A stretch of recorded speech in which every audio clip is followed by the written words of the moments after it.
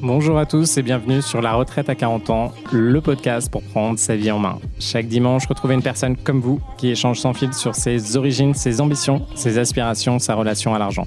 Je m'appelle Victor Laura, je suis l'expert français du frugalisme et du mouvement FIRE, Financial Independence and Retire Early, indépendance financière et retraite précoce. Retrouvez mon livre La Retraite à 40 ans, c'est possible aux éditions Larousse. Pour rejoindre le mouvement FIRE, c'est sur devenirfrugaliste.com. Il y a une communauté, des workshops et des outils.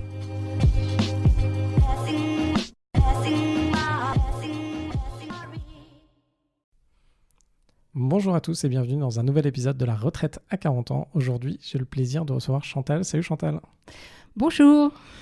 Pour tous ceux qui ne connaissent pas Chantal, donc je pense pour la majeure partie d'entre vous, il s'agit de ma mère. Et elle m'accompagne dans plein de projets que je peux réaliser. Donc par exemple, quand j'écris un livre, elle est là.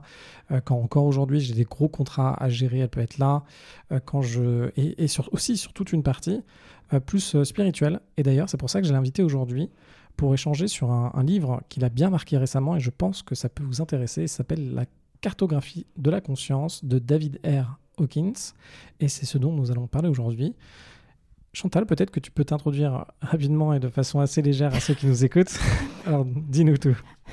Bon, c'est un exercice assez difficile d'office. Donc, 40 ans nous séparent avec Victor. Voilà. Donc, et au plus, aujourd'hui, c'est son anniversaire. Donc, waouh. Et je pense que c'est un moment très spécial pour moi pour faire ce podcast, qui est mon premier podcast, comme quoi... il n'y a pas d'âge pour démarrer quelque chose de nouveau. Voilà. Et effectivement, j'ai découvert David Hawkins, qui est pour moi comme un maître spirituel, on va dire ça comme ça, peu connu en France. Et je suis ravie et impatiente de partager son enseignement avec vous. Pour vous faire un petit résumé aussi, pour ceux qui ne savent pas, du coup, Chantal a créé une entreprise en management avec mon père. Elle a élevé aussi quatre enfants. C'est une femme qui...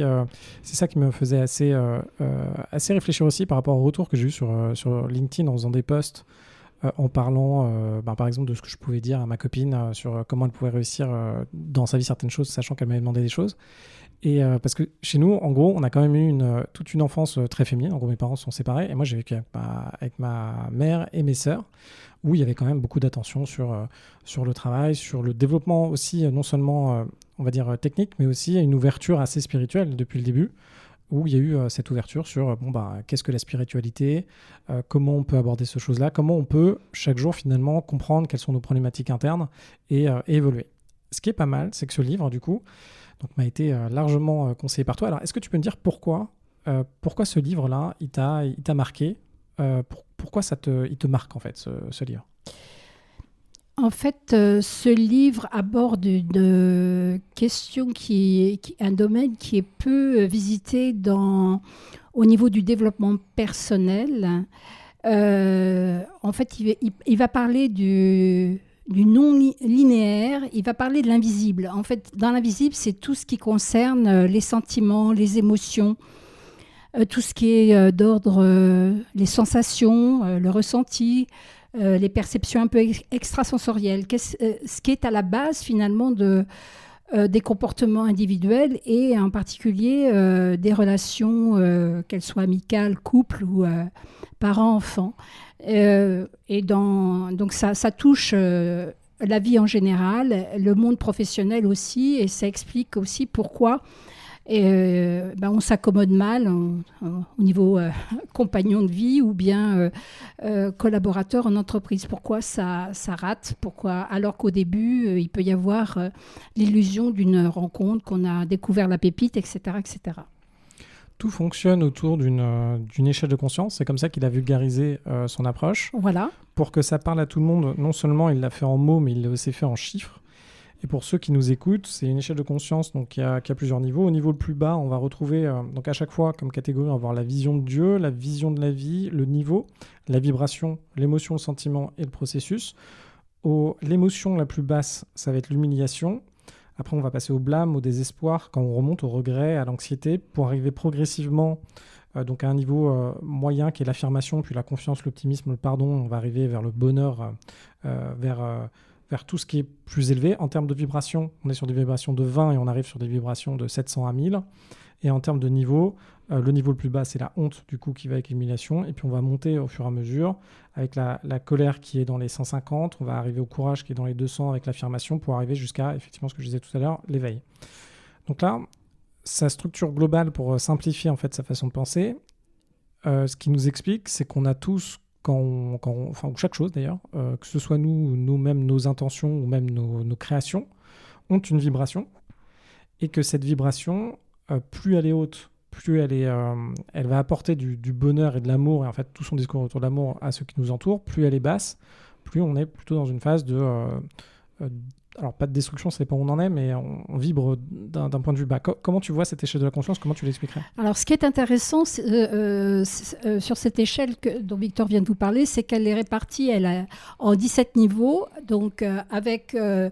8 niveaux inférieurs et 8 niveaux supérieurs. Enfin, inférieur et supérieur, je vais enlever ces mots-là.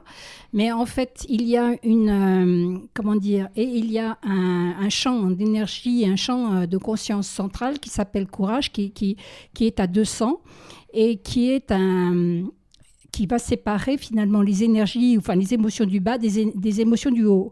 En bas, en fait, ce sont des champs de conscience dont les attracteurs sont des émotions négatives comme la colère, la peur, le chagrin, la honte ou l'orgueil. Ces émotions-là sont génératrices de force, c'est-à-dire ce qu'il appelle force, c'est-à-dire plutôt conflit, violence, agressivité, etc. Et donc destructrices à terme pour l'individu. Et de l'autre côté, les 8 autres au-dessus, à partir de neutralité, bonne volonté, amour, joie, etc., ce sont des attracteurs qui sont générateurs de vie, enfin de vrai pouvoir, ce qu'il appelle le vrai pouvoir, d'accord, et qui sont générateurs de bonheur, de facilité, de créativité, etc. Et moi, ce qui est intéressant aussi chez Hawkins, c'est qu'il dit que quand on est dans un champ de conscience personnel qui est très important à reconnaître parce que c'est à partir de là que le chemin individuel de développement personnel et spirituel va se faire, parce qu'il dit que finalement, on est tous... au niveau de l'évolution, la vie veut qu'on se réalise, qu'on évolue, etc. Ça va toujours comme ça. Donc, on cherche tous à s'élever quelque part. Donc, moi, ça m'a vraiment intéressée parce que ça a mis des mots et de la compréhension sur plein de choses complexes que je ressentais, que je vivais, que je n'osais pas forcément partager parce que je ne comprenais pas ce qui se passait. Des choses, des comportements, par exemple relationnels, que je ne voulais pas forcément, mais qui étaient qui étaient en moi, comme si je ne pouvais pas lutter contre, comme si j'étais programmée à faire ça, etc., et qui me faisaient retomber, comme dirait Victor, en bas, quoi. Enfin, perdre ma force ou mon énergie, ou l'envie de vivre même, quelque part. Donc, par exemple, quand moi je lis cette échelle, on se dit qu'au début, quand on est né, ok, on a une certaine vibration. Donc, les vibrations, alors ce qu'il explique, c'est qu'il ne faut pas forcément l'interpréter de façon négative. On peut aussi, malheureusement, il y a tout un travail de l'ego dans le livre. On peut croire qu'on est à un niveau, entre guillemets, on peut croire qu'on est, par exemple, dans la confiance alors qu'on est dans la peur, ou qu'on est dans le courage alors qu'on est dans la peur. Mais en fait, ce qu'il dit, c'est que au fur et à mesure, en fait, la vie va nous confronter à notre niveau. En fait, on va se rendre compte que par rapport où on en est, on va avoir certains types de problématiques, on va avoir certains types de ressentis, certains types d'énergie et certains types de comportements. Plus on avance, plus on va chercher à évoluer, plus on va passer par des phases qui ne sont pas forcément faciles, mais qui vont nous permettre de mieux comprendre où on en est, de se séparer de choses qui nous maintiennent à une certaine vibration. Ce qui est intéressant aussi, pour compléter ce que dit Victor, c'est que finalement, on prend conscience que ce qui est dehors, c'est-à-dire, souvent on dit c'est pas moi, c'est l'autre, c'est pas moi, c'est la situation, c'est à cause de toi que, etc. Donc, en fait, on va se rendre compte que ce qu'on projette à l'extérieur, c'est souvent à l'intérieur de soi et que tout démarre ici. C'est-à-dire que là, le travail de Hawkins nous permet de ramener à l'intérieur de soi-même, en termes de travail intérieur à faire pour grandir, des choses qu'on projetait à l'extérieur parce que c'est pas bien, parce que ça fait mal, parce que ça me culpabilise, etc., etc.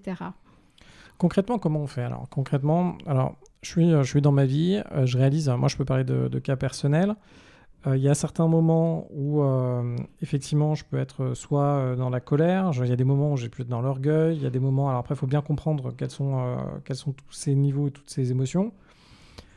Moi aujourd'hui par exemple, je connais pas le livre, c'est quoi la première chose à faire pour me rendre compte où j'en suis et comment je peux avancer? Alors, comment j'ai ouvert le premier livre de Hawkins. Donc, j'avais acheté le livre, son premier livre, Lâcher prise, et je l'avais feuilleté, puis je me suis dit, bon, amour, machin, etc., orgueil, bon, c'est pas pour moi, je l'ai rangé dans la bibliothèque. Et puis, c'est avéré que dans ma vie, j'ai eu un choc énorme. J'ai 2 amis qui sont dans le monde du soin et spirituel qui ont eu un cancer, qui ont fait un cancer, et ça m'a fait un choc très très profond qui m'a rebasculé dans une partie de ma vie très petite, 3 ans, mort d'une petite sœur, d'un bébé, 18 jours, et puis là la catastrophe, tout voilà. Donc solitude, incompréhension, comment dire, absence, etc. Quelque part, j'ai perdu ma mère ce jour-là parce qu'elle a fait une dépression grave, etc. Et elle s'est jamais remise de ce deuil. Donc, ça m'a replongée là-dedans avec des émotions extrêmement violentes. Et là, je me suis dit, bon, ça suffit, je ne peux pas. C'était vraiment hyper puissant. Et là, ce livre-là était devant moi. Je l'ai tiré, j'ai commencé à le lire. Et quelque chose s'est passé de très, très fort. Pourquoi ? Parce que dans ce livre Lâcher prise, Hawkins dit, s'il y a une seule chose à faire, il a dit 2 choses. Ça ne sert à rien de vouloir limiter ses émotions négatives, de vouloir de se faire du mal, de se taper dessus en disant que c'est pas bien, etc. Ça ne sert à rien. La seule chose qui marche, c'est justement de lâcher prise sur ses émotions, ce ressenti, et de se tourner vers les émotions positives.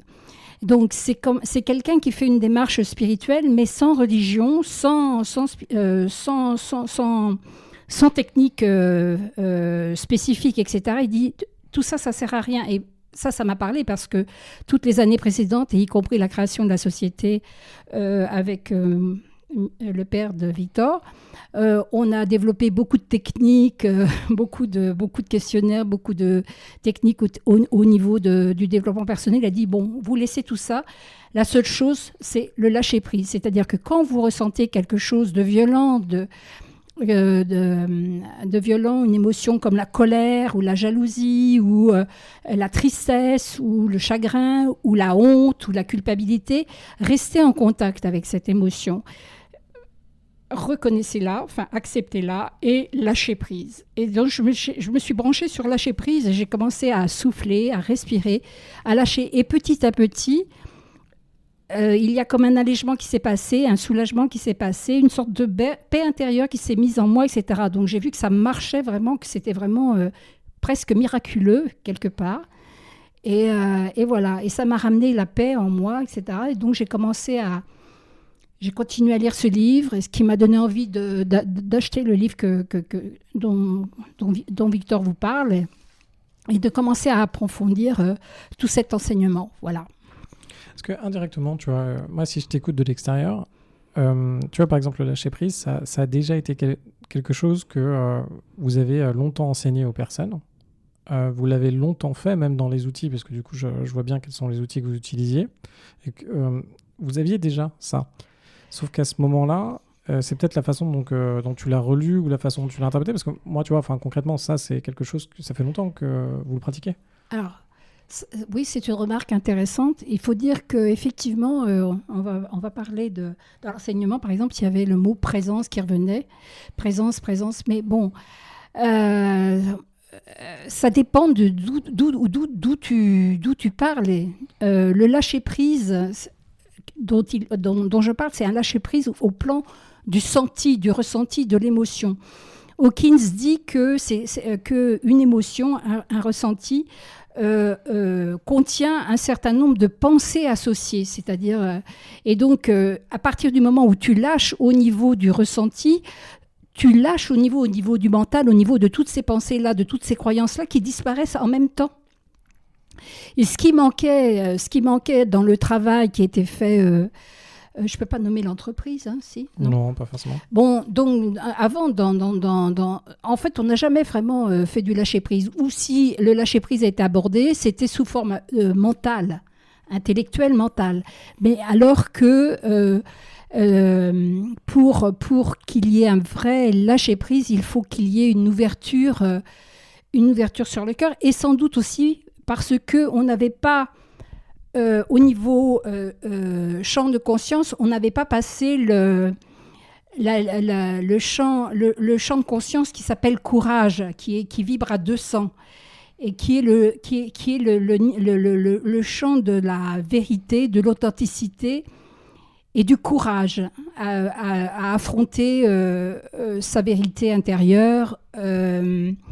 Comment dire, oui, c'est ça, sa responsabilité par rapport à ce qui nous arrive dans la vie, et qui est vraiment le point critique, le point de bascule qui permet de passer un cap vraiment et d'entrer dans autre chose, dans vraiment ce qui est le côté de compassion, amour, etc., positif.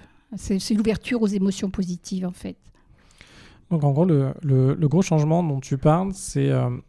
il y a une approche, c'est ce qui est fait généralement par exemple, si on fait des stages moi, la conception que j'ai des stages ou même une partie thérapeutique, il y a beaucoup de mental, il y a des exercices quand même de reconnexion à soi. Je pense qu'il y a une confusion, il y a une illusion, il y a une confusion, et que beaucoup de gens qui se sont lancés dans ces démarches-là de développement personnel, stages de soft skills, on dit, d'affirmation, ou de bien-être, c'est des gens qui partent, qui le font à partir de la notion d'orgueil, c'est-à-dire dans une sorte d'ego spirituel, entre guillemets, qui fait que finalement, donc c'est en deçà du courage, et donc ça ne fonctionne pas, parce que les prérequis ne sont pas là. C'est-à-dire, donc tant qu'on n'a pas fait ce travail en humilité de reconnaître pour soi-même que finalement, on est comme ça, comme ci, comme ça, sans jugement, hein, c'est juste des émotions et des choses comme ça, eh bien, ça ne fonctionne pas. C'est-à-dire qu'on va être dans une positionnalité, dans une posture qui va que finalement, on va rester accroché aux émotions du bas, soit par revanche, soit par besoin de reconnaissance, soit pour toucher un bénéfice, une gratification. Je suis le sauveur du monde, etc., etc. Voilà. Donc, c'est pour ça que ça n'accroche pas, et c'est pour ça que ça ne fonctionne pas. Oui, il y a quelque chose que j'ai trouvé d'assez intéressant. Donc, de ce que dit... en fait, on va chercher, en fait, dans notre quête, donc on peut avoir... alors, je fais un lien avec le podcast. Donc, dans le podcast, nous, ce qu'on va chercher dans les Fire, on va se dire, OK, comment je fais des invests pour atteindre ma liberté, comment je peux avancer de ce côté-là. Alors, moi, j'ai bien aimé ce schéma. Pourquoi ? Parce que moi, c'est ce qui m'a permis indirectement, quand on a des problèmes, si je prends cette grille de lecture, là, l'échelle de conscience, en fait, moi, par rapport à tout ce que j'ai mis en place, je suis tombé à peu près sur mes ensembles de mes problématiques. Alors, un être humain n'est pas linéaire, donc dans certains contextes, il peut tomber dans son échelle de conscience, donc de retomber dans des choses où il y a de la culpabilité, des choses où bref, et à des moments peut atteindre, en fonction des personnes, mais des moments peut toucher la raison, la joie, peut atteindre à tout moment. Et en fait, moi, ce que j'ai pas mal apprécié avec Fire, quand on se lance là-dedans, quand on fait son premier investimo, quand on fait son premier investissement en bourse, indirectement, on est confronté à plein de choses, parce que c'est son argent, on a beaucoup travaillé pour, on peut avoir peur de le perdre, et après, en fonction des personnes que moi je vois dans les groupes Fire, il y a des gens qui peuvent... alors ça arrive, il y en a moins dans l'audimat que j'aime, il y a des gens qui ont de la honte ou de la culpabilité à vouloir de l'argent. Il y a des gens qui vont se développer beaucoup avec une énergie de la colère, donc vont avancer assez largement. Il y a des personnes qui vont tomber dans toutes ces énergies-là. Et en fait, ce qui est assez intéressant, c'est qu'on voit des traits communs entre ces personnes-là. Et alors, après, chacun son expérience, hein, et je pense que les gens sont obligés de faire l'expérience, mais pour franchir une étape et passer à une autre, donc arriver à une étape pour être un peu plus apaisé, parce que je pense que c'est un peu l'objectif de beaucoup de personnes d'être apaisé. Je me rappelle encore une fois d'un stage que j'avais fait avec Michel à un moment. On était 12. Et à côté de moi, donc il y avait un directeur donc j'avais, je sais pas à l'époque, j'avais 14 ou 16 ans. Sur ma gauche, il y avait un des directeurs de la banque Bourgogne-Franche-Comté. Et sur ma droite, il y avait un directeur de Sagem Défense il passait sa journée à faire des missiles, le gars. Et un des premiers éléments de Michel, quand on commençait son stage, il disait, notez pour vous, qu'est-ce que le bonheur ? Et là, alors moi, j'avais noté, alors à l'époque, le soleil, dormir, etc. Et après, on devait comparer en binôme. Et le gars à côté de moi de Sagem, alors je sais pas, alors maintenant peut-être qu'il est à la retraite d'ailleurs, il avait écrit, voilà, moi c'est l'harmonie, c'est la paix, etc.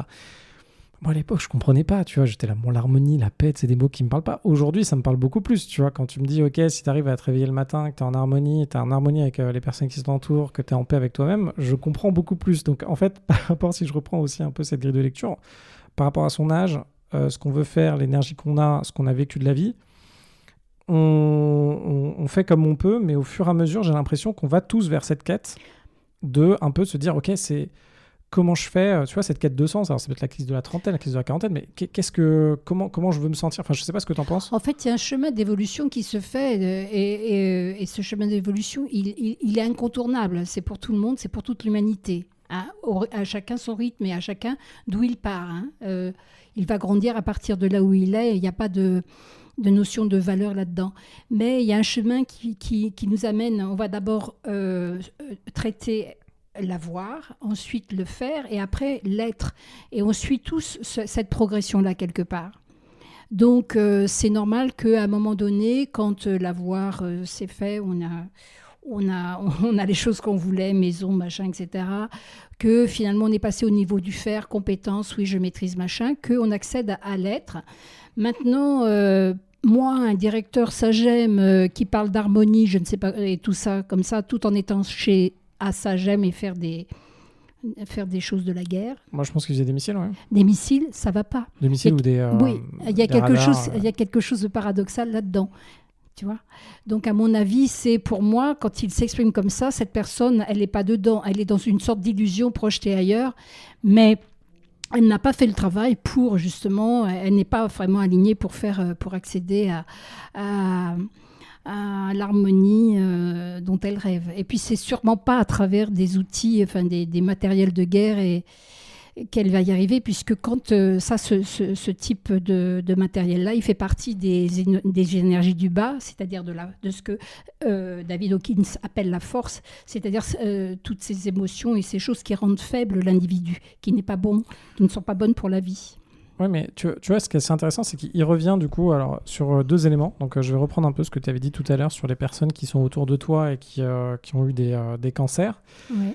Ce que va dire David Hawkins, c'est que en fait, la vie va t'envoyer du coup des choses à régler si t'es pas ajusté. À travailler, oui. travailler. Elle te dit, bon, tu veux ça, mais bon, regarde. Ouais. Oui, tu veux ça, mais regarde, je t'envoie ce qui n'est pas travaillé chez toi, ce qui demande à être pardonné, pardonné, lâché, pardonné aussi ou à être vu avec plus de compassion, plus d'ouverture, plus d'humanité, et puis ça t'amène aussi à travailler sur la dualité, c'est-à-dire comme s'il y avait toi et l'autre, c'était séparé, il y avait les bons, les méchants, etc. Et en fait, à un moment donné, il t'amène à une sorte de transcendance, de te mettre au-dessus, vers une sorte d'unité, que finalement nous sommes tous l'humanité et que quelque part, toutes ces émotions du bas, on les partage ensemble aussi. C'est un chemin commun d'évolution en fait. Ce qu'il indique par exemple sur les maladies, c'est les personnes qui se sortent d'un cancer, la majorité d'entre elles, en fait, une fois que c'est passé, remercient d'avoir eu le cancer parce que pour elles, ça a changé leur vie, ça a changé ce qu'elles ont fait. Même dans la maladie, d'ailleurs, c'est assez intéressant parce qu'on voit beaucoup de gens qui ont soit été alcooliques, soit qui ont beaucoup travaillé, qui ont fait des burn-out. Et quand ils s'en sortent, parce qu'encore faut-il pouvoir s'en sortir, ils disent « Ah ben, heureusement que j'ai eu ce truc-là à ce moment-là. Heureusement qu'à ce moment-là de ma vie, j'ai eu tel truc d'analyse sanguine, etc. Parce que j'ai pu me reprendre en main et pas aller directement... j'ai pu faire ce que je veux vraiment faire dans ma vie. » Oui, alors il dit que la clé de cette auto-guérison, de cette guérison-là, en particulier pour des maladies mortelles, graves, etc., il y a deux choses. Il y a l'intention et il y a la volonté. C'est-à-dire que s'il n'y a pas la volonté, ça ne se passera pas. C'est-à-dire qu'il faut la volonté pour que ça soit acté, que ça se manifeste. C'est-à-dire vraiment, ça dépasse même le désir. Hein. On va dire que c'est la volonté du désir. Hein. Donc il y a des gens qui vont pas accéder à ça et qui vont s'écraser et mourir. Et il y a des gens pour lesquels effectivement ça va être comme un défi, comme une épreuve à dépasser, de croissance vers quelque chose de plus. Et le plus est toujours beaucoup plus, c'est-à-dire que on n'imagine pas l'émerveillement le positif. On touche quelquefois des émotions plus qu'on n'a jamais ressenties avant. Hein, voilà. Il y a un point aussi que je trouve intéressant dans ce qu'il dit, c'est en fait, on peut juger chaque action et généralement, ceux qui ont une vibration plus haute, donc en gros, pour schématiser, quand on est presque... Alors, on va parler du style de l'éveil. Quand il en parle, il dit Jésus, c'était ça. Oui, c'est Bouddha, les avatars, c'était ça. oui, c'est ça. C'est des personnes qui ont réussi à atteindre un tel niveau, 1000, que finalement, ils sont même en capacité de compenser, je crois, 75 millions de personnes qui sont en énergie très basse. Ceux qui sont à 1000, en fait, compensent l'humanité tout entière. Ce dont tu parles, c'est à partir de 700, les sages, entre 700 et 1000. Là, oui, ils viennent pondérer, il en faut quelques-uns seulement pour pondérer des masses d'individus qui sont encore dans les énergies du bas. Oui, et c'est ce qui permet il dit que c'est ce qui permet à la Terre entière, à l'humanité aujourd'hui, d'exister encore. Hein. Quand il parle de ça, de ces personnes-là, alors c'est assez marrant parce que alors on n'est pas tous faits, hein, à chaque étape, et moi je le vois bien à mon échelle, à chaque étape, il y a quand même des gros sacrifices à faire. Donc là, il en parle, c'est plus on veut essayer de monter monter ou de changer de vibration, plus ça vous demande des sacrifices parce qu'il y a des choses que vous faites ou une façon de faire. Donc par exemple, ça peut être sur la consommation, ça peut être sur tout ça. Ou même vous, pour comprendre certaines choses, en fait, pour faire l'acquisition d'une connaissance, ça va être une confrontation très violente avec vous-même. Alors, c'est pas des sacrifices, hein, mais je n'ai plus le mot qu'il utilise, mais en fait, il faut comprendre ça comme des renoncements à certaines choses, mais ça ne coûte pas. En fait, c'est des renoncements aux gratifications qu'on touche à se présenter comme victime, coupable, ou voire honteux, etc. Donc, c'est lâcher là-dessus. Hein. C'est-à-dire, par exemple, si on prend un fumeur, s'il fait les fumeurs anonymes, par exemple, il va devoir lâcher la gratification qui est de fumer sa cigarette. Hein. Mais pourquoi ? Pour quelque chose, pour la santé de ses poumons, la capacité à respirer, ne plus sentir le fumeur. Donc aussi une ouverture vers les parfums de la vie, etc. Donc c'est ça. Mais donc c'est que le plus dur, alors on va dire pour l'ego, c'est de passer du connu à l'inconnu, mais c'est aussi de lâcher sur les gratifications qu'il touche. Momentanément par rapport à sa colère, par exemple la colère, il croit se sentir fort parce qu'il gueule, etc., ou il frappe, etc., mais c'est, comment dire, Hawkins dit que ça c'est de la force, c'est finalement parce qu'en dessous, il y a un sentiment il se sent faible, ou comme l'orgueilleux qui croit qu'il est premier, qu'il est le meilleur, etc. Et qui, lorsqu'il lâche ça, se rend compte souvent qu'il tombe dans le côté honteux de lui-même. C'est-à-dire, souvent les émotions du bas sont couvertes par les autres. La colère couvre la peine, par exemple, l'orgueil couvre la honte, etc., etc. Ça se répond l'un l'autre. Hein. Sur les personnes qui progressivement... donc on peut changer de niveau de vibration. Alors, je ne sais pas si tu as les grosses masses déjà. Les grosses masses dans la population, à quoi ça ressemble ? Tu te rappelles à peu près des pourcentages ? Alors, par exemple, il a dit que l'humanité... que très très longtemps, jusque dans les années 80, l'humanité est restée en dessous de 200, c'est-à-dire en dessous du champ d'énergie courage, c'est-à-dire vérité, intégrité. en dessous duquel on est, comment dire, on n'est pas... On est en descente, quoi. On descend, voilà, dans des circuits de dépendance, etc., de mortifère, de destruction, etc., de soi et des autres. Donc, l'humanité aujourd'hui a dépassé le 200, est à peu près est à peu près à 220. Et il dit qu'il y a 4% de l'humanité, 4% de, 69% de l'humanité, je crois, hein, qui est encore en deçà, je crois. Ah oui, le 4%, c'est pour au-dessus. Bon, après, ça se raréfie beaucoup. Hein. Oui, en tout cas, dans les chiffres, moi, ce que je retiens, c'est que la majorité est quand même... en fait, il y a une moyenne qui est appliquée à l'humanité. Ça se voit aussi par les actions de l'humanité. Et après, la grande majorité est quand même en dessous du courage, de l'ordre de même plus de 80% qui est en dessous du courage. Et il y a quelques personnes... Après, qui sont au-dessus et qui compensent finalement. Voilà, qui compensent. Après, tu as 4% à peu près autour de ce qu'il appelle amour. Et amour, c'était la capacité à toucher, à commencer à toucher l'amour inconditionnel, le fait d'être au service de l'autre, de l'humanité, etc. Puis après, bon, ça monte et puis bon, voilà. Mais il dit qu'aujourd'hui, la bonne nouvelle, c'est que l'humanité est en capacité de faire ce chemin globalement de développement spirituel, d'ouverture, donc ce qui n'était pas là avant. Un autre truc que je trouve intéressant, c'est finalement les personnes qui sont plutôt dans les niveaux, donc la joie, l'amour, etc., la paix, la raison, c'est des personnes qui vont rayonner.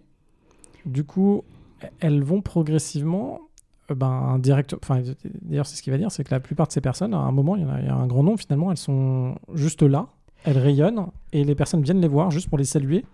C'est tout. En fait, ces personnes-là, au bout d'un moment, leur vie, d'ailleurs, elles ont une vision du temps qui est décalée, elles vivent plus exactement comme nous. Elles sont hors temps même. Elles sont hors temps, une conception différente, et en fait, elles vont juste rayonner, et dans leur vie, elles vont indirectement avoir des vies assez simples, ou potentiellement porter des messages, si on prend comme Gandhi. Et ce rayonnement, vu qu'elles vont avoir une vibration très haute, si une personne, donc là, si on peut prendre Gandhi contre l'Empire anglais, oui. Finalement, la vibration de l'Empire anglais qui était du contrôle, qui était « ok, nous on veut les ressources, on veut ça », en face de ça, il y a une personne qui est beaucoup plus ouverte et qui est pour l'amour de l'autre et l'égalité humaine. Oui. Ce que cette personne va amener comme rayonnement sera plus fort. Enfin, l'idée même sera plus forte que l'idée défendue par l'Empire anglais. Du coup, ça va l'emporter parce qu'il y a plus de gens qui vont le suivre. Voilà. Et ça va influer finalement le temps, quoi. Oui, c'est ça. L'important n'est pas ce qu'on fait, donc diplôme, machin, compétences, mais ce qu'on est, donc le rayonnement dont parle Victor. Et il dit que les gens progressent effectivement par osmose au contact de gens qui rayonnent comme ça. C'est-à-dire qu'on n'a pas besoin forcément de lire ou de suivre il suffit d'être au contact. Le rayonnement de la personne est suffisamment fort pour venir quelque part impacter. Donc il y a plein d'exemples comme ça de gens de Français qui sont allés en Inde, dans les ashrams, etc., et qui ont vécu auprès d'un maître, un samadhi, etc. Bon, ça dure quelques jours, puis quand ils reviennent, c'est fini. Mais ce qui est important, c'est que au contact de gens comme ça, on capte quelque chose vibratoirement. On peut capter la joie, on peut capter la paix, l'amour inconditionnel. Dans le livre, il parle de Mère Teresa, etc. Et ça fait comme une empreinte qu'on n'oublie pas. Si on est prêt, si on est ouvert à ça, et si on a la volonté, on peut poser une intention et prendre ce chemin-là vers... c'est comme un nouvel attracteur. Il dit l'autre qui rayonne est comme un nouvel attracteur, c'est un nouveau champ d'énergie vers lequel on est attiré. Par exemple, si on est à courage ou en neutralité ou juste on est attiré vers ce champ-là et l'intervention, donc il y a deux termes. Le troisième terme étant la volonté, c'est-à-dire le vouloir progresser et aller là. C'est très intéressant. C'est parce que ça renvoie à la Trinité, le Père, le Fils et le Saint-Esprit. Il y a toujours une Trinité, il y a un tiers qui est là, on l'appelle comme on veut. Hein. Ce que je me dis, c'est, tu vois, avec cette vision, donc il parle aussi beaucoup de Dieu ou d'une vision de Dieu. Donc lui, quand on reprend son histoire, à un moment, il est devenu agnostique, puis il est tombé dans une maladie assez forte, et il a cru qu'il allait y rester, et à un moment, il n'avait plus rien à perdre, il se dit, ok, je vais faire un pacte avec Dieu. En gros, si je guéris, je vais croire que Dieu est présent. Il guérit. Et du coup, après, il se dit, attends, il y a peut-être un truc quand même. Et après, il a creusé le sujet et il s'est dit, peu importe la vision, enfin comment on l'appelle mais en tout cas de croire en quelque chose qui est plus fort que soi, de croire finalement en un lien entre tous les individus. Si on y croit et si on y croit avec bonté, ça va nous permettre de nous élever, quoi. Oui, et ça c'est important, ça, parce que je reviens à tes gros fire là. Et tu m'avais posé une question sur la notion de réussite. Qu'est-ce qui fait qu'on réussit ? Et de toute façon, on réussit à partir de courage et au-dessus. Hein, c'est parce qu'en bas, finalement, on se sabote et puis finalement, on n'y arrive pas, ça ne marche pas, etc. Mais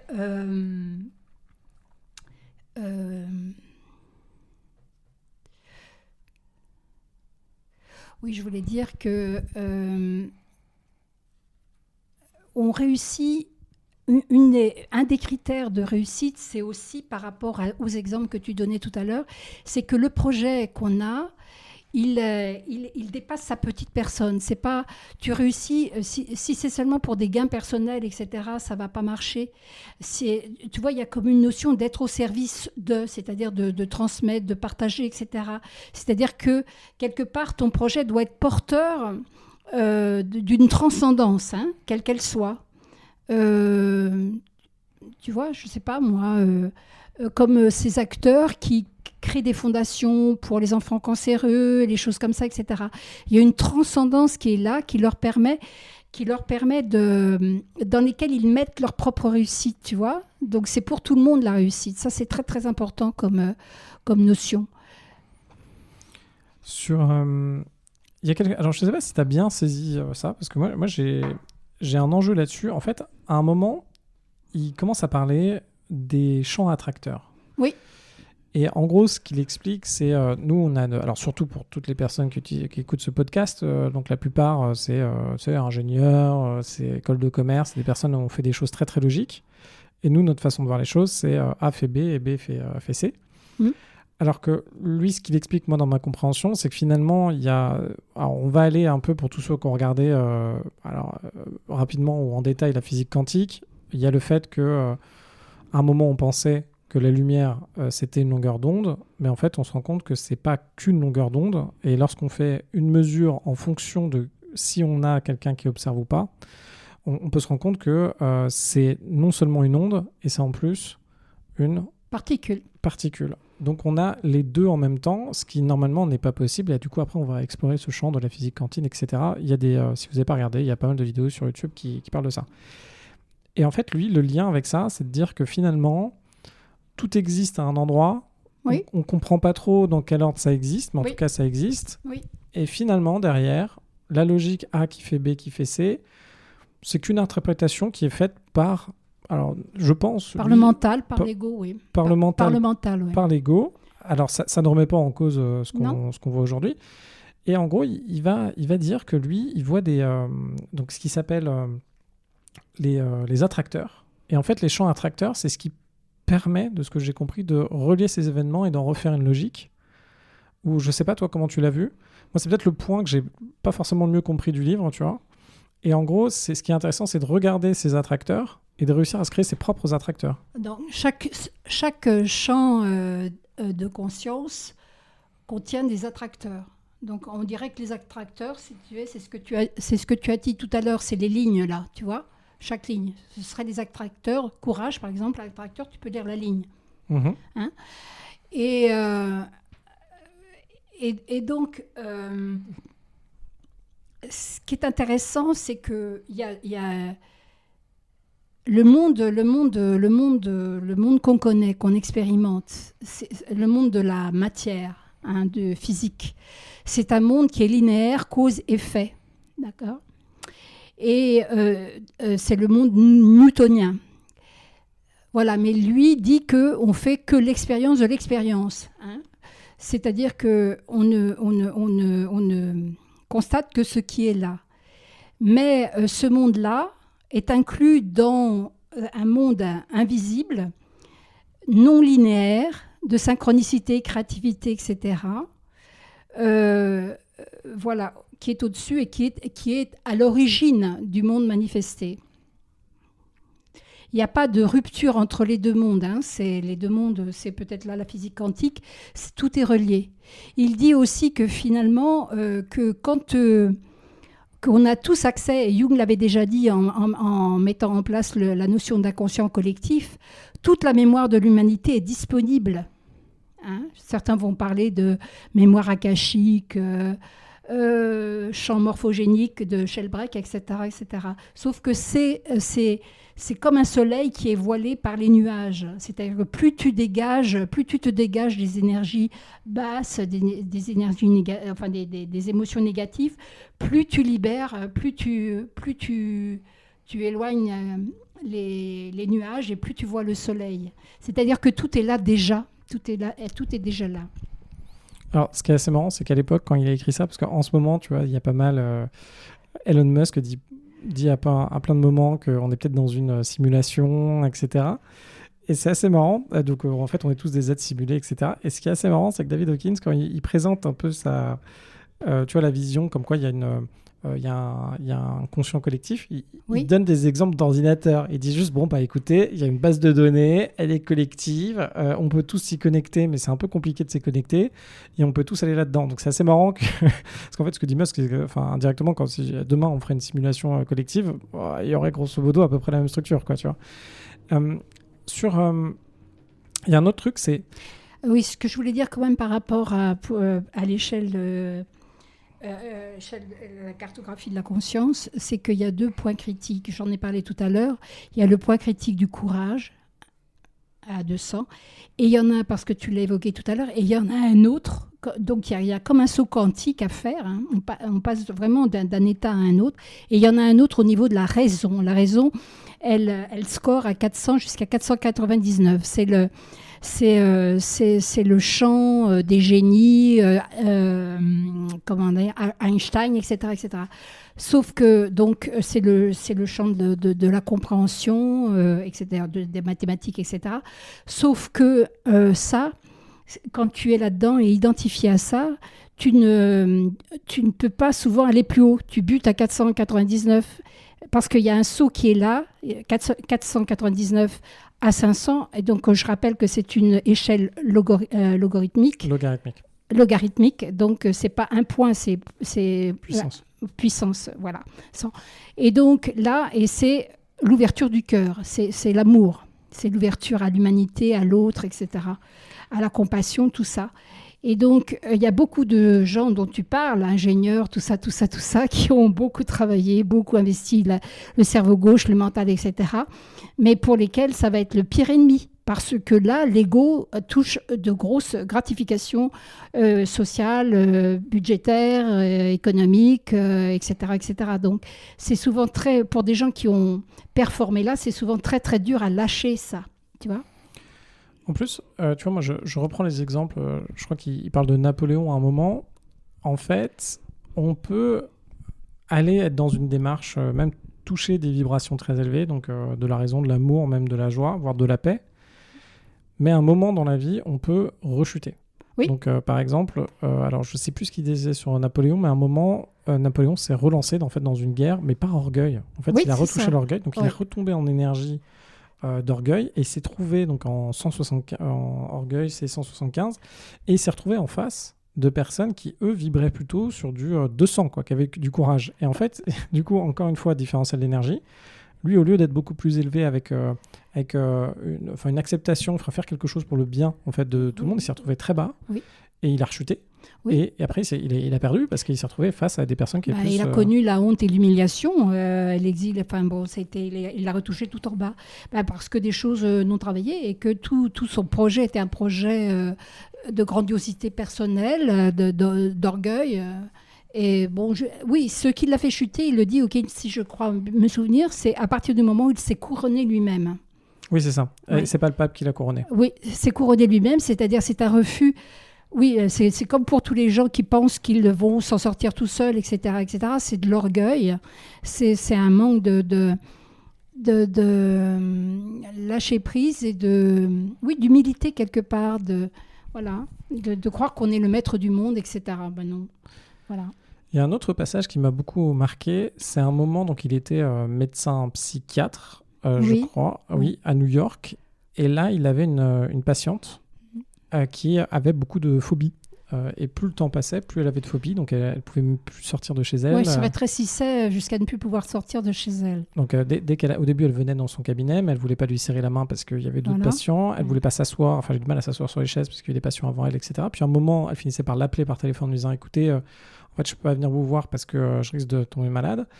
Et lui, du coup, ce qu'il a fait, donc c'était un état...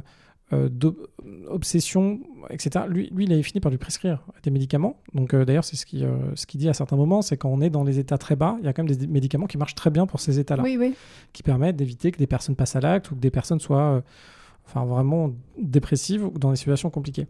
Et du coup, il a commencé à lui prescrire ces médicaments, mais il voyait au bout d'un moment, bon, ça a un peu stabilisé, mais c'était stabilisé très très bas, et il voyait que ça avançait pas, quoi. Donc, que ça allait pas le faire. Et là, il a eu un shift. Et il s'est dit, donc il le prenait mal parce que lui il était là, merde, c'est mon boulot, c'est ce que je dois faire, je suis là pour ça, j'y arrive pas. Ouais. Et à la fin, il s'est dit, ok, en fait, la seule chose que j'ai à faire pour cette personne, c'est simplement au plus profond de moi, de l'aimer, de lui donner de l'amour, lui donner de l'amour, de lui répondre, de la soutenir, mais c'est tout. D'être en fait, là, je peux rien faire. Et indirectement, en faisant ça, il a remarqué que ça s'est amélioré avec cette personne. Alors, ça n'a pas été un changement. Elle n'a pas, du jour au lendemain, elle n'est pas devenue en bonne santé, etc. Mais ça l'a vachement amélioré. Et il a étudié tout ça et on s'est rendu compte qu'en fait, il y a énormément de changements. Si vous avez un médecin qui vous aime, en fait, si vous avez un médecin qui vous supporte de cette façon-là, vous avez beaucoup plus de chances de guérir. Alors, ça, c'est intéressant parce que, bon, on a vu qu'il y a courage. Au-dessus de courage, il y a... neutralité. La neutralité, c'est-à-dire que, bon, voilà... Alors après, il y a la bonne volonté, l'acceptation, la raison et enfin l'amour. Voilà.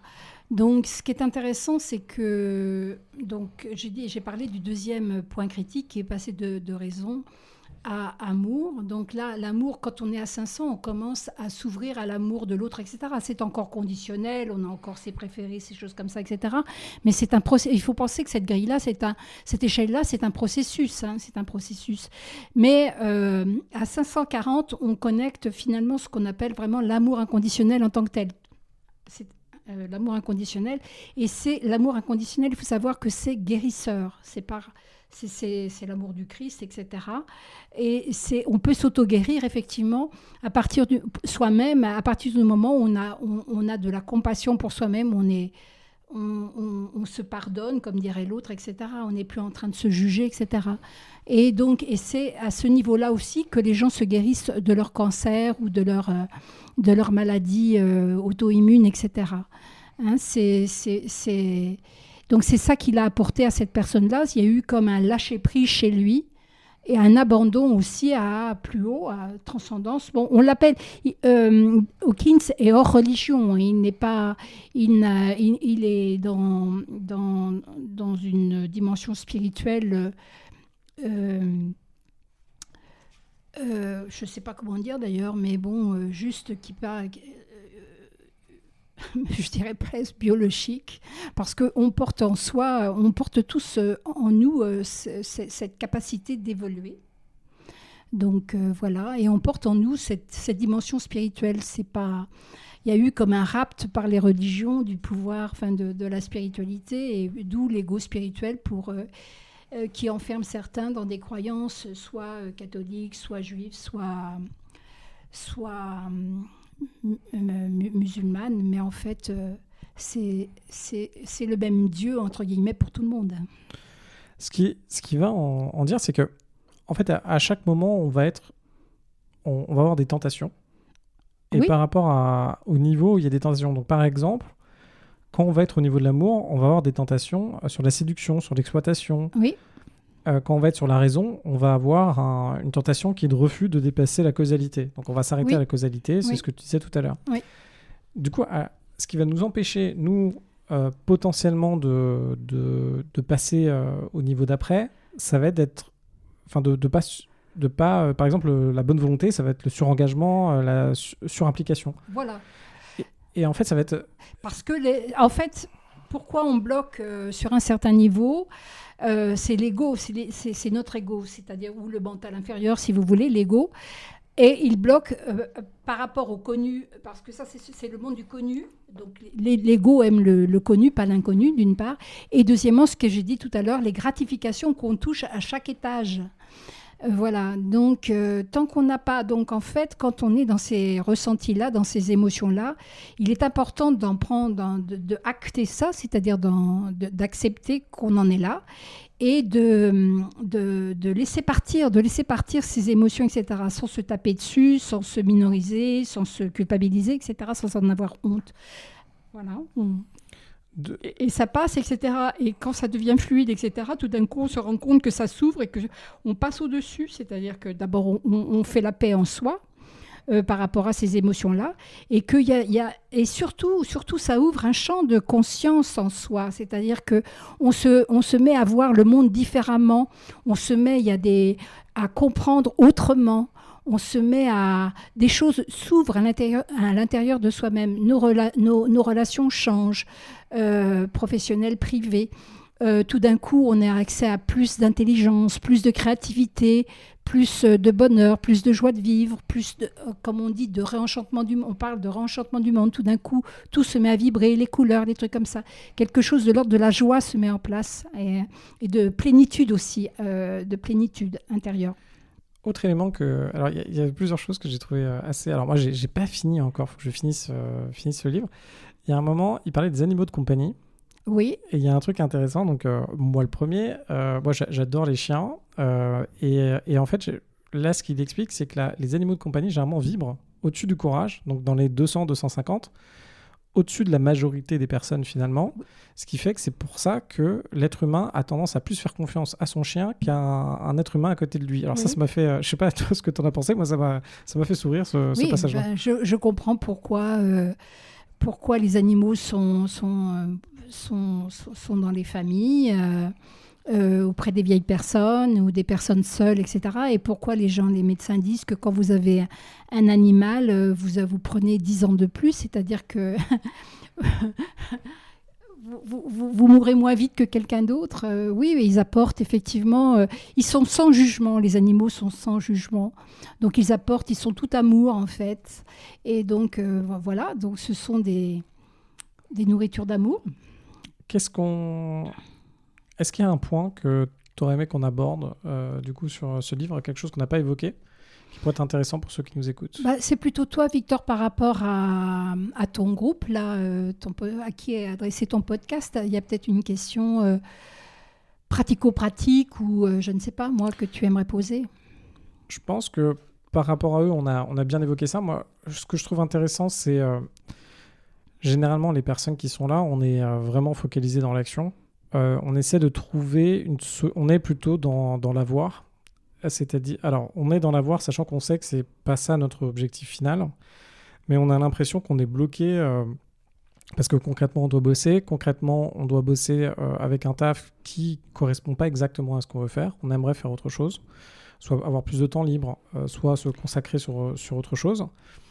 Et du coup, finalement, moi, du coup, c'est par l'action qu'on va se rendre compte qu'on a aussi des limites et du coup qu'on va devoir les dépasser. Parce que, en fait, j'ai l'impression qu'on peut quasiment tout faire, mais on va être confronté, la peur va nous ramener, va nous abaisser, du coup on va pas faire d'investissement, on a peut-être des comportements, des énergies qui vont pas être bonnes pour pouvoir avancer sur notre chemin, donc déjà on est confronté à ça et on est confronté à ce dont il parle aujourd'hui.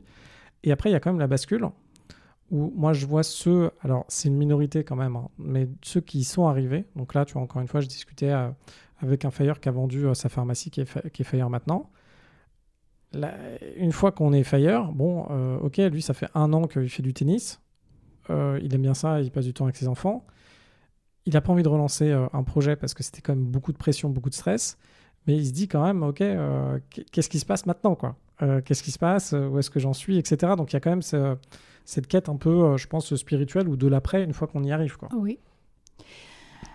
En fait, je dirais, c'est pratiquer le stop. C'est-à-dire qu'effectivement, quand on est dans l'action, on est dans la pression, on est dans le stress, on est dans le manque de temps, etc., etc., c'est pas très, très propice à l'écoute de soi, à l'intériorisation. Et donc, c'est pour ça qu'il y a des événements comme les burn-out ou des maladies qui font qu'on est obligé de s'arrêter. Et souvent, ces arrêts-là sont des changements de vie radicaux. Pourquoi ? Parce que c'est comme un rendez-vous avec soi-même où on est obligé, on ne peut pas refaire la même chose. On sait que de toute façon, si on y allait, ce ne serait pas bon et que là, on recommencerait, que ce serait un nouveau cercle vicieux et qu'on se retrouverait devant la même situation aggravée. Donc, c'est vraiment de faire un arrêt sur image, c'est pratiquer Gurdjieff, le stop, et d'être à l'écoute de ce qui se passe en soi, de toutes ces émotions qui remontent, quelles qu'elles soient, etc. Et de leur faire confiance, c'est-à-dire de s'en servir comme guide.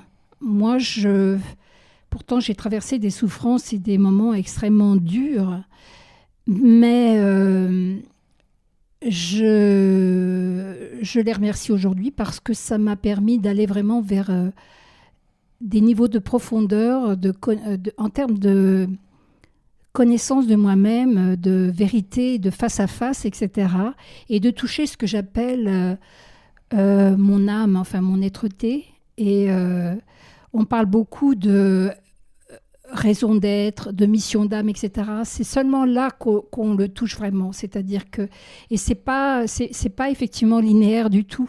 Donc faire confiance vraiment à la vie, à ce que la vie elle est bien comme elle nous confronte. En fait, finalement, quand on a pris un rendez-vous, on a signé un contrat avec soi-même. Et de toute façon, même à l'insu de notre plein gré, on va suivre le chemin, quel qu'il soit, avec les épreuves, quelles qu'elles soient, qui va nous amener là où on a signé le contrat. Et le contrat, c'est toujours un retour à la maison. C'est revenir à la maison. Et revenir à la maison, c'est quoi ? C'est revenir à soi-même, à son intériorité, à qui on est vraiment. Voilà. Et donc, peu importe. Bon, bien sûr, on va tomber dans des contextes... des familles, des choses comme ça, des situations qui peuvent être gravissimes, très toxiques, etc. C'est pas grave, c'est des choses qui sont programmées, qu'on a signé pour ça, qui sont des moments comme une course avec des haies, c'est-à-dire des haies à franchir, où on est testé. Et il faut que je dise une chose importante, où on est testé au niveau de sa volonté, mais on est testé aussi au niveau de ses choix. En fait, on a un espace de liberté qui s'appelle le libre arbitre. On est libre sur ce chemin qu'on a choisi au départ, on est libre d'aller à droite, d'aller à gauche, d'aller devant, etc. Et en fait, on vit la vie qu'on s'est choisi de vivre en s'incarnant, en venant sur Terre. Donc ça, c'est plutôt une bonne nouvelle pour des gens comme moi. Voilà. Parce que j'aurais pu très bien dire dans ce podcast ce matin, une autre fois, un autre moment, j'aurais pu dire que j'ai eu une vie de merde et de galère, mais non, pas du tout. Je trouve que j'ai une vie finalement passionnante, intéressante, et puis je remercie tous les gens que j'ai croisés, quels qu'ils soient. Mais tu vois, moi j'ai l'impression qu'on n'a pas le choix. Hein. Enfin, moi, tu vois, je reprends ce truc. Moi, je suis convaincu, alors peut-être que je me trompe, mais si je vulgarise à l'extrême et que je retourne au basique, tu vois, moi, je suis plutôt un mec qui pousse les gens à l'action. Je suis plutôt un gars, je vais leur dire, écoute, là, si tu veux sortir de ta situation, ben, bouge-toi. Je parle beaucoup d'argent et du coup sur l'avoir, mais va acheter ton immeuble, va créer ton business, va faire ça. Effectivement, c'est dur de faire ça en plus de ta vie, etc. Mais au moins, tu es dans l'action et de toute façon, peut-être que tu vas plus rapidement te confronter aux problèmes que tu as, plutôt que de laisser attendre le truc, d'encaisser sur toi ton taf où ça va pas, ou d'encaisser juste parce que tu n'es pas en train de faire ce que tu veux. Et ce passage à l'action-là te fait gagner, je pense, des années. Et en plus, ces efforts-là te font progresser. et en plus, tu assures une certaine stabilité. Tu as pris un chemin rapide. Parce qu'en fait, dans ce que tu dis, tu es dans la avoir et faire. C'est-à-dire avoir et faire. Donc, en fait, tu vas plus rapidement. Donc, si tu une voie plutôt... c'est pas la voie du mec qui prend son temps, etc. Tu as pris un petit peu un ascenseur qui t'amène plus rapidement à la dimension de l'être. Donc, c'est sans doute une impatience, mais l'impatience, en fait... ça sert à rien au niveau de la conscience. Elle vient, c'est pas parce qu'on veut la conscience qu'elle va venir, c'est pas parce qu'on veut la paix qu'elle va venir, c'est pas parce qu'on veut la joie qu'elle va venir, c'est pas parce qu'on veut le bonheur qu'il va venir, tu vois. C'est-à-dire ça va venir en fonction de ce que tu as lâché, de ce que tu as pardonné, de ce que tu as je disais moi avant métaboliser, tu vois, comment tu as fait la paix en toi, comment tu t'es pacifié à l'intérieur, tu vois. Il y a deux choses que je retiens là-dessus. Ta pacification peut être faite par l'action. Donc, en agissant, tu te confrontes à certaines choses et par rapport à... Donc, par exemple, si tu prends des énergies comme le désir parce que tu veux quelque chose, tu l'associes avec du courage, tu vas passer à l'action, tu vas, par exemple... t'as je sais pas, un truc aussi bête qu'acheter un appart, hein. Tu vas acheter ton appart, tu vas te confronter à ouais, qu'est-ce qui se passe, mais bon, potentiellement, j'ai peur, je dois me dire ok que ça va aller, je dois avoir le courage de passer à l'action, je dois prendre des risques, bref, il y a plein de trucs qui vont se passer. Oui, mais tu franchis, là, à travers ça, tu franchis des étapes du bas. Oui. Tu franchis toutes ces illusions, la peur à part. Toutes les peurs sont drainées, s'originent dans la peur de la mort. Donc tu dépasses, une fois que tu as levé la peur de la mort, toutes les peurs s'en vont, etc. Donc en fait, à travers l'action, tu te confrontes à un tas de choses, comme tu disais tout à l'heure, des colères, des frustrations, des choses comme ça. Et soit tu restes ancré dedans et tu t'enlises, ouais. Oui. Soit tu les transcendes, tu les dépasses et tu passes à un autre... Il y a un autre niveau. Le truc que j'ai trouvé intéressant, c'est que lui, il parle aussi de l'autre façon de transcender. C'est, alors, il faut pouvoir en revenir, mais c'est des personnes qui vont tout perdre. Et qui vont être dans un état où en fait elles vont, donc il parlait de toxicomanes par exemple, d'alcooliques, qui à un moment n'ont plus rien, mais plus rien du tout. Et en fait là, parce que en fait dès qu'on change de niveau, ce qu'on est en train de faire, c'est qu'on fracture son ego. C'est ça qui est assez intéressant. Tu es en train l'ego est en train de se décréer, c'est-à-dire tu lâches l'ego. Hein. Donc tu montes. Tu montes, tu le casses un peu quand tu es en schéma normal et que tu avances. Donc tu casses un peu, tu dis bon je sais pas, moi j'en vois plein qui me... Par exemple, en entretien, je vois beaucoup de gens qui me disent voilà, je suis très bon, je sais faire. Et après, moi, je les teste et je me dis bon, c'est dommage, la personne ne se voit pas, elle a de la bonne énergie, etc., mais elle ne se voit pas là où elle en est. Et plus tu avances dans le business et dans tout, là, demain, on me demande si je suis bon dans un truc. Moi, je sais pas, tu vois, je sais faire 2-3 trucs, après, je sais pas. Et donc, il y a cette façon où tu fractures un peu ton ego, mais tu avances. Et tu as l'autre façon où tu fracasses carrément ton ego. Et là, c'est quand ces personnes-là qui ont touché le fond du fond, où elles se disent finalement, elles sont obligées de tout lâcher pour survivre, quoi. Alors, voilà, c'est que ces gens-là ont eu besoin d'aller jusque-là pour lâcher l'ego et s'abandonner. C'est comme une reddition, c'est s'abandonner. C'est lâcher prise, c'est vraiment s'en remettre à. Donc souvent on dit s'en remettre, tu t'avais dit, hein, s'en remettre à Dieu ou s'en remettre à une instance. Si tu existes, instance supérieure, eh bien amène-moi la guérison ou amène-moi une solution, etc. C'est-à-dire que en fait, ça, c'est vraiment le lâcher de l'ego total. Et on passe du monde de causalité, cause-effet linéaire, au monde aléatoire, de synchronicité, d'inspiration, de ce qui arrive comme ça. Certains parleraient de bénédiction, de gratitude, tu vois, là où c'est la gratitude, tu remercies, etc. Et ça arrive comme ça parce que c'est comme ça, parce que tu rayonnes et parce que ton champ vibratoire fait que tu attires, les gratifications de la vie, les rencontres, les rendez-vous qui tombent à poil, les propositions, machin, etc. C'est non linéaire, ça, tu vois. Mais c'est parce qu'on est dans ce monde quantique où tout est relié, où tout est un, etc. Il n'y a pas de plus, de moins, de choses comme ça, tu vois. Et c'est ça, dans la magie, c'est ça qui est magique, en fait. Voilà. Sur ce, Chantal, je pense que c'est une très bonne conclusion. Je te remercie. Je te remercie d'avoir été là. N'hésitez pas à me dire pourquoi pas sur LinkedIn. Je sais qu'il y en a de plus en plus d'entre vous qui m'envoient des messages pour me dire ce qu'ils ont pensé de ça, donc sur LinkedIn ou sur Instagram. Et on vous dit à très vite. À bientôt.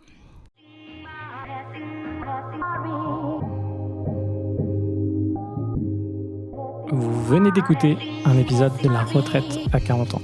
N'hésitez pas à en parler autour de vous, à vous abonner, à rajouter 5 étoiles et à mettre un petit commentaire. Ça nous aide vraiment beaucoup. Pour être informé des nouveautés, rendez-vous sur devenirfrugaliste.com. Une question ? Je réponds sur LinkedIn, Victor Lora, L-O-R-A. Et surtout, n'oubliez pas, vous êtes déjà au top. À très vite.